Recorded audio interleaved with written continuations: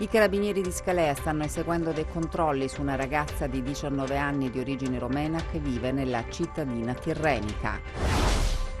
Il racconto del regista Massimo Scaglione che ha contratto il virus nonostante le dosi di vaccino inoculato. Sono vivo per miracolo. Sono 30 i pazienti curati con gli anticorpi monoclonali all'Annunziata di Cosenza, dove è stato creato un centro specializzato.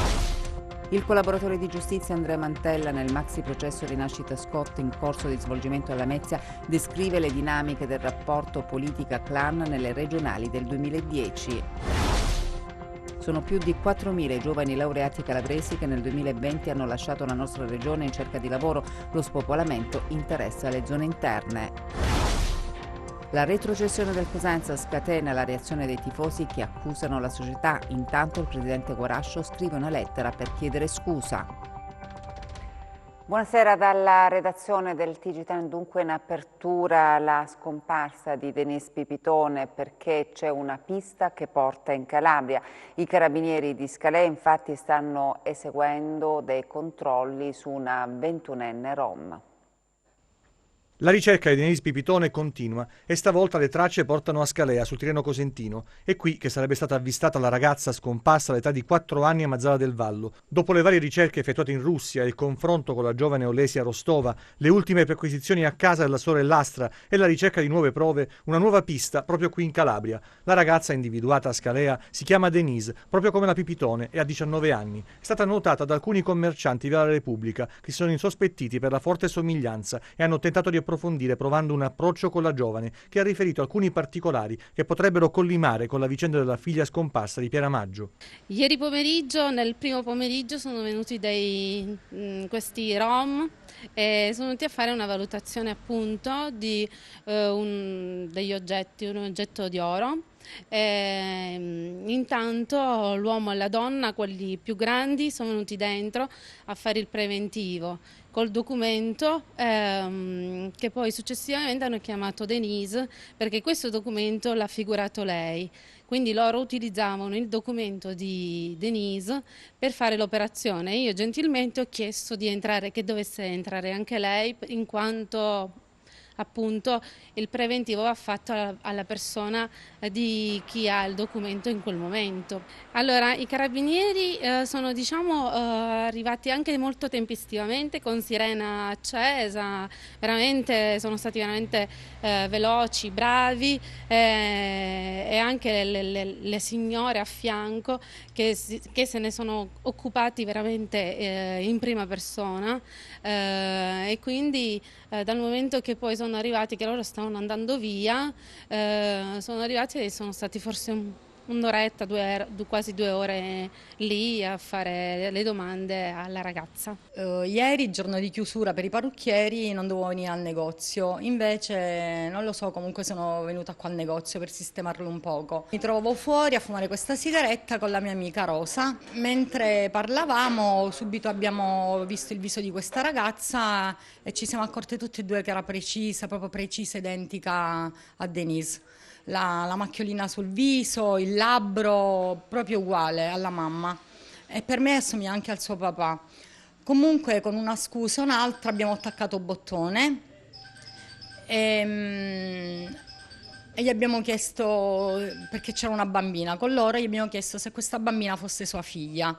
E lei ha detto no, non è mia figlia. Gli abbiamo fatto delle domande, come mai si trovava qua, di dov'era, e lei dicendo che non sapeva di dov'era, sbattendo le mani così, non sapendo di dov'era, ma era di Cosenza, era di Roma, era di Firenze, era rumena. Poi ho chiesto dei genitori e lei ha detto che i genitori erano morti. Poi ci siamo avvicinati alla cassa, abbiamo scritto il numero di telefono e io ho chiesto come si chiamava. E lei ad un tratto ha detto Denise. La giovane è stata poi rintracciata e ascoltata dai carabinieri negli uffici del comando della compagnia di Scalea. Le indagini sono portate avanti dal nucleo investigativo di Trapani e coordinate dalla procura di Marsala, che dovrà decidere se procedere e se fare effettuare l'esame del DNA o altri accertamenti. E ci sono sviluppi su questa vicenda perché la giovane romena sentita dalle forze dell'ordine ha detto di non essere lei Denise Pipitone, anche io ha detto ho avuto problemi familiari ma non so perché dicono che io sia Denise Pipitone. La ragazza Ha detto di chiamarsi Denisa e di abitare a Cosenza e di essere a Scalea da amici. La giovane afferma di essere nata in Romania, ma ha detto di non avere comunque nessun problema eventualmente a fare un test del DNA. Adesso gli aggiornamenti sui contagi con il consueto bollettino della Regione. Sono 237 oggi i contagi registrati in Calabria su 3.241 tamponi effettuati. I casi confermati sono così suddivisi: Cosenza 19, Catanzaro 31, Crotone 72, Vibo Valentia 13, Reggio Calabria 102. Diminuiscono i ricoveri in reparto, oggi sono 414, 9 in meno rispetto a ieri, e sono 29 i degenti in terapia intensiva. Oggi si registrano altri 8 decessi che portano il totale delle vittime da inizio pandemia a 1.092. E adesso il racconto del regista Massimo Scaglione, che ha contratto il virus nonostante la dose di vaccino ricevuta. Il rischio di contagiarsi rimane anche dopo aver fatto il vaccino. Il racconto del regista Massimo Scaglione, che si è ammalato di Covid nonostante la dose di vaccino ricevuta. Mi sono vaccinato con AstraZeneca, ma questo non so se è molto importante, il 3 di marzo a San Paolo, in Brasile, dove mi trovavo.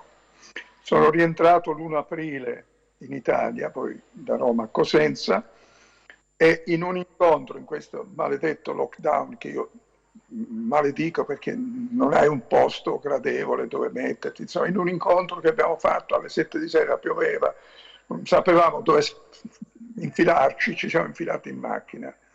Eravamo in 3 e in questa macchina per 20 minuti abbiamo fatto una riunione, è stato sufficiente a contagiarmi, nonostante io avessi la copertura del vaccino. Da ormai un mese avevo fatto anche gli anticorpi, insomma il test degli anticorpi, avevo degli anticorpi abbastanza resistenti. Quindi è una cosa inspiegabile. Il giorno dopo io sono partito da Cosenza per Roma, perché tutto è avvenuto a Roma, e la persona mi ha comunicato che era positivo, e a quel punto ho fatto il giro delle persone che ho frequentato, tra cui la famiglia, che ha vissuto nel panico, ma la famiglia non è stata contagiata, invece mio fratello sì, mia moglie no, i miei figli no. Insomma, è stato un po' un semidisastro, proprio altre persone sì, altre persone no, 20 persone circa contagiate, e di questi nessuno vaccinato. Io solo sono finito in terapia intensiva, cioè ho rischiato di morire, e anzi devo a questo oggetto qua devo la vita, perché a un certo punto avevo 89 di saturazione, ho chiamato il 118 e devo dire che qui nel Lazio funziona perfettamente, e mi sono trovato di colpo, ma avevo perso anche conoscenza, non capivo più niente, delle infermiere, delle persone vestite tutte di bianco, sembrava una cosa lunare. Ci prenda un telefono e un pigiama e venga con noi. E mi sono trovato al San Filippo Neri, dove mi hanno curato in un modo straordinario, inappuntabile. Questa è solo che è molto dura la ripresa, molto dura, insomma, dopo aver avuto ossigeno, maschere, tutta quella cosa lì che ti danno, le terapie intensive. Sono 20 giorni, cioè non ho forza, sono dimagrito quasi 10 kg e non ho forza, non ho la mente piano piano, la memoria sta tornando, è una cosa indescrivibile, è uno shock. L'unica cosa che io posso dire è che questa cosa è un grande shock, e non riesci a spiegarti e a darti una ragione come tutto sia potuto avvenire. Sono 30 i pazienti curati con gli anticorpi monoclonali all'Annunziata di Cosenza, dove è stato creato un centro specializzato. Siamo all'Annunziata di Cosenza, qui è attivo il centro per la somministrazione degli anticorpi monoclonali. È con noi il dottor Franco Cesario, lui è Covid manager ma è anche il coordinatore di questo centro. Ricordo che in Italia sono 15 le regioni che hanno attivato queste strutture, l'Annunziata appunto è tra questi centri. 30 i pazienti che sono stati curati, dottor Cesario, la prima domanda che voglio farle è questa: che tipo di pazienti fanno riferimento a questo centro, quindi possono essere curati? Certo, sono pazienti che devono avere delle caratteristiche di sintomatologia lieve, moderata e fattori che li possono far progredire verso forma clinica peggiore. Si tratta di pazienti diabetici scompensati, diabetici con danno d'organo, obesi, pazienti che sono in dialisi, pazienti oncologici, pazienti ematologici. Oltre i 55 anni anche ipertesi con danno d'organo e anche cerebrovascolari, quindi pazienti fragili che possono progredire. Ma la vera battaglia la devono vincere i medici di base, i medici di famiglia con i medici dell'USCA. Sono loro i veri colonnelli di questa grande guerra, che devono captare a casa, a domicilio, questi pazienti lievi, moderati, che hanno i sintomi da non più di 10 giorni prima, meglio negli ultimi 3 giorni. Basta che i medici di famiglia, secondo un protocollo che abbiamo istituito in collaborazione con l'ASP, facciano la comunicazione tramite mail al sito istituzionale di anticorpi monoclonali @ocs.it. Queste segnalazioni arrivano al centro ed il centro, nella mia persona, smisterà in egual misura verso l'ambulatorio di pneumologia del dottore Albino Petrone e verso l'ambulatorio di malattie infettive del dottor Mastroianni i pazienti. Secondo un'ordinanza regionale, il 118 deve andare a prendere i pazienti al proprio domicilio, vengono in ambulatorio secondo appuntamento da me organizzato, da me prefissato, fanno la flebo di un'ora, rimangono in osservazione per un'ora, vanno a casa. Si abbatte la carica virale, nessuno va in ospedale, perché il grande successo è la miglioria clinica in brevi giorni. La Procura di Castrovillere ha aperto un'inchiesta sui cosiddetti furbetti del vaccino. Vaccini somministrati a persone che non ne avevano diritto. La Procura di Castrovillari ha aperto un'inchiesta sulla vicenda. Sul tavolo del procuratore facente funzione Simona Manera sarebbero finiti alcuni fascicoli riguardanti non solo le inoculazioni che riguardavano studenti dell'ultimo anno della scuola superiore di Cariati alle prese con la maturità, ma anche quelle di altri centri della provincia di Cosenza come San Fili, Morano, Altomonte e Corigliano Rossano.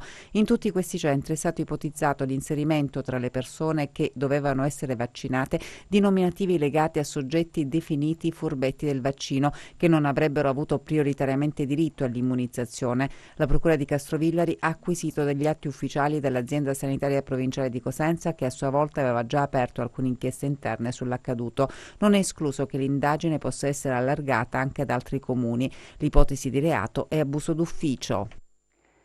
Cervelli in fuga dalla Calabria, più di 400 laureati che nel solo 2020 hanno lasciato la nostra regione per cercare lavoro altrove. A spopolarsi sono soprattutto le aree interne, l'allarme lanciato dalla docente di demografia Manuela Stranges.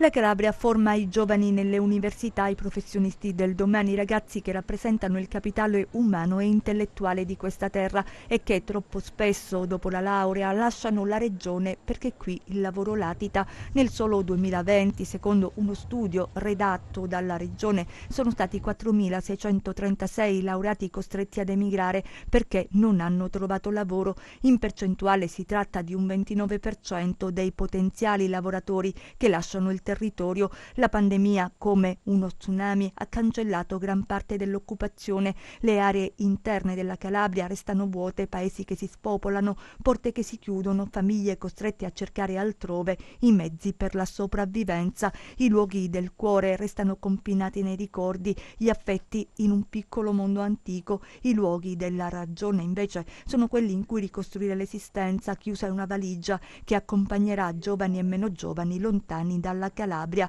C'è chi, come l'ex ministro alla coesione territoriale, l'economista Fabrizio Barca, vede in questi vicoli senza più voci e rumori un'opportunità. In attesa che i progetti e le possibilità del recovery diventino reali, purtroppo si continua a partire. Professoressa Stranges, dunque la Calabria resta terra di emigrazione? Sì, assolutamente. La Calabria non ha mai smesso di essere terra di immigrazione, è solo che negli ultimi anni questi flussi si sono intensificati.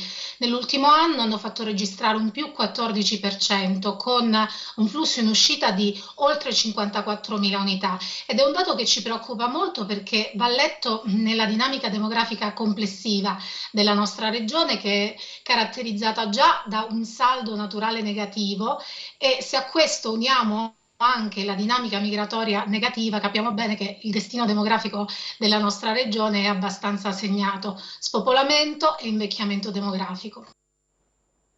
Il collaboratore di giustizia Andrea Mantella nel maxi processo Rinascita Scott in corso di svolgimento a Lamezia descrive le dinamiche del rapporto politica-clan nelle regionali del 2010.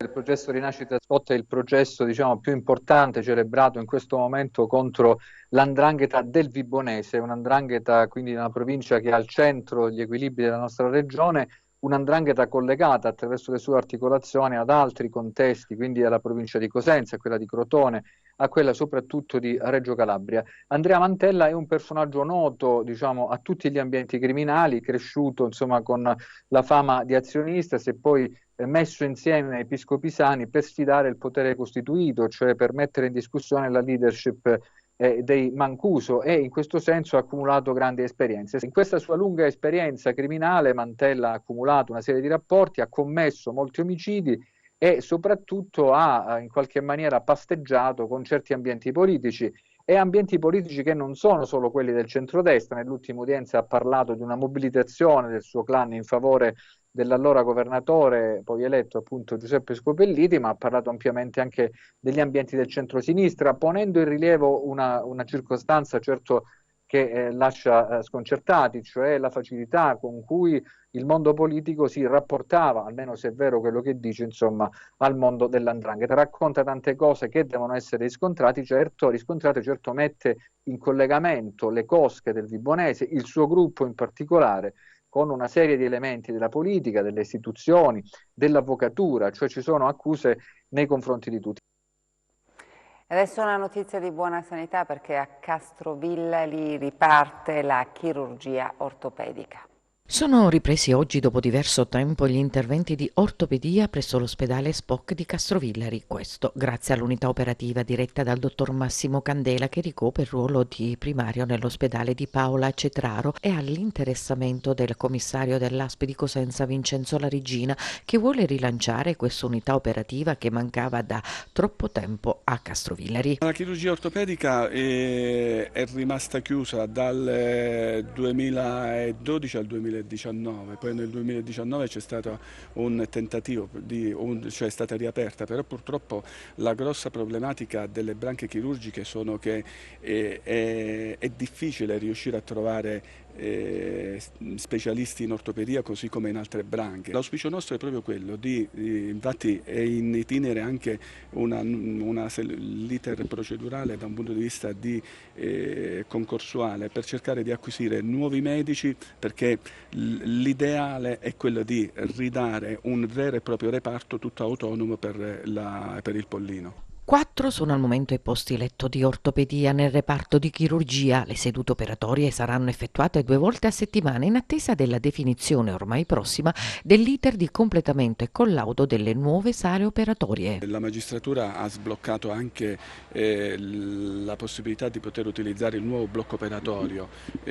Sono in itinere tutte le procedure affinché venga messo a norma, quindi penso che nel giro di pochi mesi potremo utilizzare il nuovo blocco operatorio.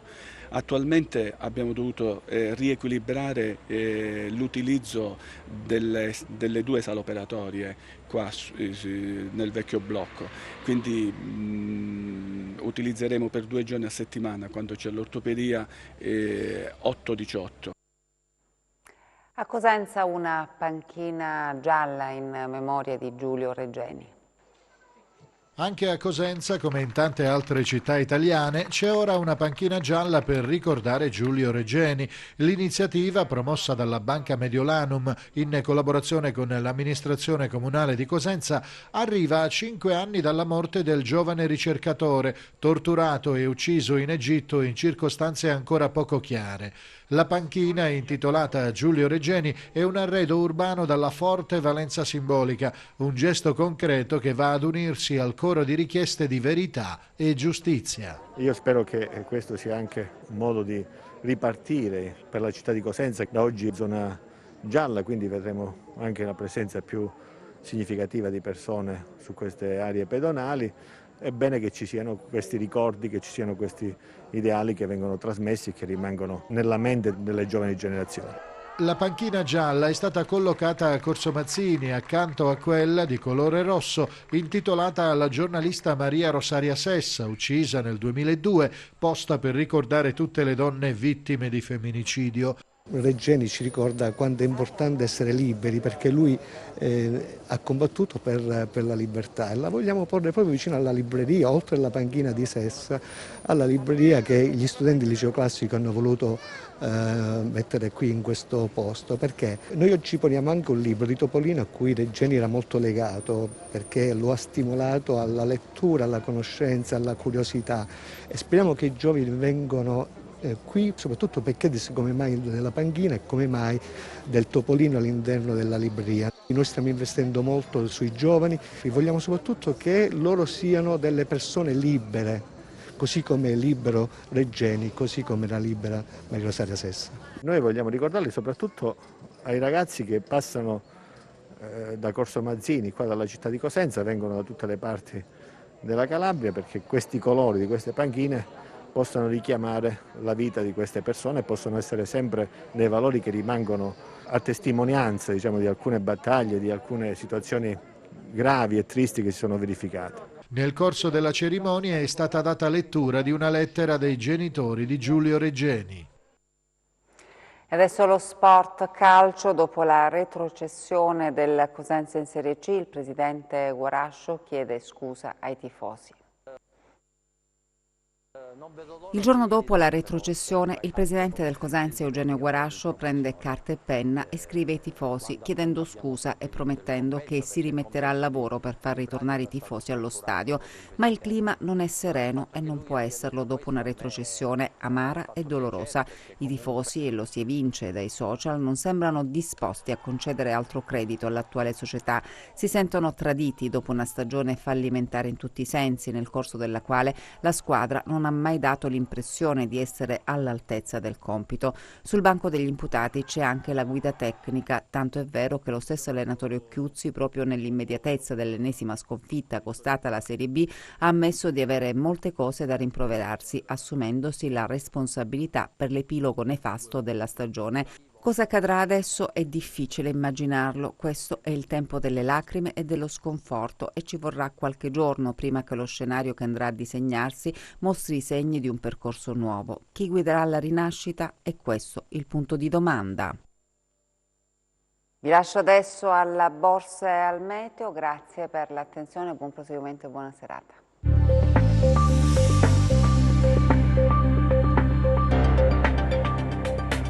Seduta all'insegna delle vendite per le borse europee, il sentiment resta appesantito dai timori per un'accelerazione dell'inflazione che possa indurre la Fed a rivedere la propria politica monetaria in senso restrittivo prima di quanto previsto dalla guidance attuale. Timori alimentati dal recente rally delle materie prime che potranno essere confermati o ridimensionati dai dati di domani sui prezzi al consumo statunitensi di aprile. I prezzi alla produzione cinesi sono cresciuti a ritmo maggiore dal 2017 6,8%, mentre l'indice ZIO tedesco sulle aspettative di business ha riportato un incremento 84,4 punti a maggio, nettamente al di sopra delle attese 72 punti. In Italia la produzione industriale ha registrato una flessione mensile dello 0,1% a marzo. Il FTSE MIB archivia gli scambi in calo dell'1,6%, sottotono anche il FTSE 100 di Londra meno 2,5%, il CAC 40 di Parigi e l'Ibex 35 di Madrid meno 1,9%, il DAX di Francoforte meno 1,8%, oltreoceano il Dow Jones cede l'1,2%, lo S&P 500 lo 0,9%, il Nasdaq limita la perdita allo 0,3%. Sul Forex l'euro-dollaro risale a 1,217, mentre il cambio tra biglietto verde e yen viaggia a 108,5. Annullano le perdite alle quotazioni del greggio con il Brent più 0,2% a 68,5 dollari e il WTI più 0,3 a 65,1 dollari. Sull'obbligazionario lo spread BTP Bund rimane in area 114 punti base con il rendimento del decennale italiano allo 0,98. Tornando a Piazza Affari, le vendite investono gran parte dei titoli del FTSE MIB, in particolare Amplifon meno 4,1%, CNH meno 4%, STM meno 3,4% e Diasorin meno 3,1%, mentre chiudono in controtendenza i bancari Banco BPM più 1%, Biper più 0,9%, Unicredit più 0,6% e Mediobanca più 0,2%. Grazie e buon proseguimento di serata.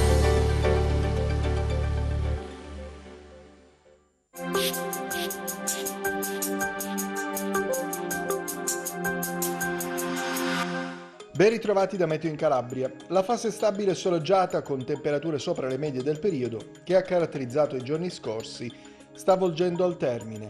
L'intensa perturbazione che sta causando maltempo sul nord Italia nelle prossime ore evolverà verso levante, causando un peggioramento sul centro della penisola e in modo molto più attenuato anche sulla nostra regione dalla giornata di mercoledì e riguarderà principalmente i versanti tirrenici, favorendo però su tutta la regione un deciso calo delle temperature, che resteranno al di sotto delle medie stagionali per alcuni giorni. Domani irregolarmente nuvoloso su tutti i versanti tirrenici ed interni, con piogge sparse. Sui versanti ionici cielo da poco a parzialmente nuvoloso, ma senza fenomeni di rilievo. Temperature in calo, soprattutto sui versanti tirrenici. Domani mosso il Mar Tirreno con moto ondoso in aumento nel corso della seconda parte della giornata e venti moderati dai quadranti occidentali. Mosso il Mar Ionio con venti di direzione occidentale. Per essere sempre aggiornati sull'evoluzione delle condizioni meteo, vi rimando oltre al nostro sito www.meteoincalabria.com anche alla nostra pagina Facebook Meteo in Calabria.